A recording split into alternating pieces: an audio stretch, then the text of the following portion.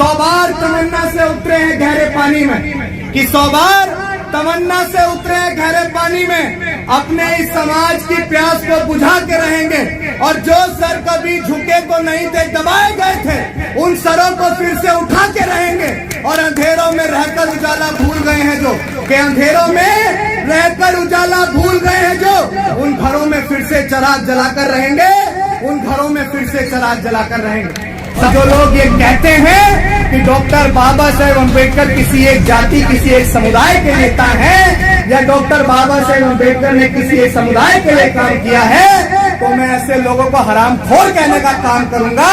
और मैं उनसे ये कहूंगा कि जातियां अलग हो सकती हैं, लेकिन महिलाएं तो हर जाति और धर्म में होती हैं, महिलाएं तो हर वर्ग में होती हैं। अरे महिलाएं तो ब्राह्मणों में भी होती हैं, महिलाएं तो क्षत्रियों में भी होती हैं, महिलाएं तो वैश्यों में भी होती हैं, महिलाएं शूद्रों में भी होती हैं। और अगर उस महिला को आज IAS, IPS, PCS, जज, डॉक्टर, बैरिस्टर, कलेक्टर, इंजीनियर, यहाँ तक कि आज एक महिला को इस देश का प्रधानमंत्री बनने का अधिकार भी दिया, तो मेरे बाप डॉक्टर बाबा साहेब अम्बेडकर ने दिया, चाहे वो किसी भी जाति और धर्म की थी। क्योंकि अभिषेक महज लोगों को इकट्ठा करने के लिए, या कोई भीड़ करने के लिए, या कोई जलसा करने के लिए समाज के बीच नहीं घूम रहा है। हम लोग इसलिए घूम रहे हैं कि समाज के नौजवानों को एक नई दिशा दे सके, और जिस संकल्प के साथ हम बाहर हैं उसको कर सकें। आज हम आपके बीच क्यों आए? 100 बार तमन्ना से उतरे हैं गहरे पानी में, कि 100 बार तमन्ना से उतरे हैं गहरे पानी में, अपने इस समाज की प्यास को बुझा के रहेंगे। और जो सर कभी झुके तो नहीं थे, दबाए गए थे, उन सरों को फिर से उठा के रहेंगे। और अंधेरों में रहकर उजाला भूल गए हैं जो, कि अंधेरों में रहकर उजाला भूल गए हैं जो, उन घरों में फिर से चिराग जलाकर रहेंगे, उन घरों में फिर से चिराग जलाकर रहेंगे। साथियों, आप सबको ये समझना पड़ेगा कि ये भारत का संविधान जो इस देश में हमें शिक्षा का, स्वतंत्रता का और आजादी से जीने का अधिकार देता है, ये वो संविधान है जिस संविधान को बनाने से पहले डॉक्टर बाबा साहेब अम्बेडकर ने तमाम तरह के संघर्ष किए। मैं आप सबसे निवेदन करूंगा कि जितने भी साथी ध्यान से मेरी बात को सुने वहीं यहाँ रुके, जो मेरी बात को नहीं सुने वो अपने घर चले जाएं, क्योंकि मुझे भेड़ चाल वाली भीड़ नहीं चाहिए। मुझे डॉक्टर बाबा साहेब अम्बेडकर, फूले शाहू और कांशीराम के मिशन को समर्पित एक एक कार्यकर्ता और एक एक नौजवान चाहिए। साथियों, डॉक्टर बाबा साहेब अम्बेडकर ने जो संविधान बनाया, जो संविधान 2 साल 11 महीने 18 दिन के अंदर बाबा साहेब अम्बेडकर ने बनाया,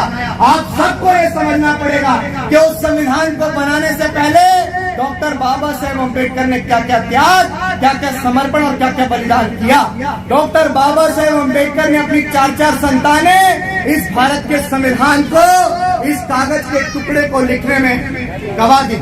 लेकिन आपको ये समझना पड़ेगा कि इस संविधान के लिए डॉक्टर बाबा साहेब अम्बेडकर ने पूरे देश के अंदर जा जाके कितना अपमान सहा। समाज के लोगों ने काले झंडे भी दिखाए, समाज के लोगों ने उनका विरोध भी किया, लेकिन वो अपनी चीजों पे अड़िग रहे।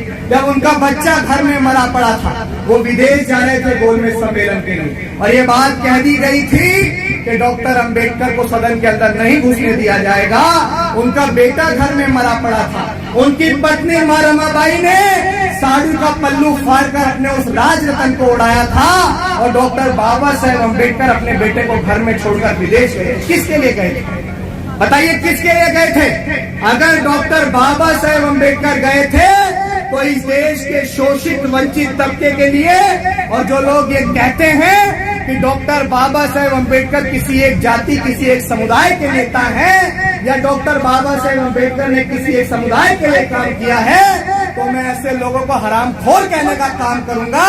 और मैं उनसे ये कहूंगा कि जातियां अलग हो सकती हैं, लेकिन महिलाएं तो हर जाति और धर्म में होती हैं, महिलाएं तो हर वर्ग में होती हैं। अरे महिलाएं तो ब्राह्मणों में भी होती हैं, महिलाएं तो क्षत्रियों में भी होती हैं, महिलाएं तो वैश्यों में भी होती हैं, महिलाएं शूद्रों में भी होती हैं। और अगर उस महिला को आज IAS, IPS, PCS, जज, डॉक्टर, बैरिस्टर, कलेक्टर, इंजीनियर, यहाँ तक कि आज एक महिला को इस देश का प्रधानमंत्री बनने का अधिकार भी दिया तो मेरे बाप डॉक्टर बाबा साहेब अम्बेडकर ने दिया, चाहे वो किसी भी जाति और धर्म की थी। आप सबको ये समझना पड़ेगा कि बाबा साहेब अम्बेडकर का सपना क्या था।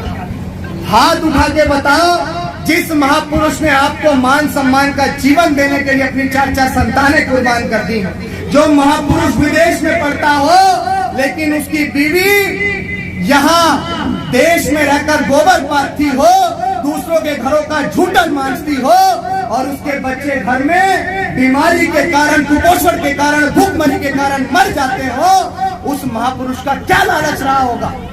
सिर्फ इतना लालच रहा, बाबा साहेब अम्बेडकर ने कहा था कि अगर मैं आज अपने एक बेटे के लिए रुक जाता हूँ तो आने वाले कल में मेरे समाज के हजारों लाखों राजरत्न मरे हुए पैदा होंगे।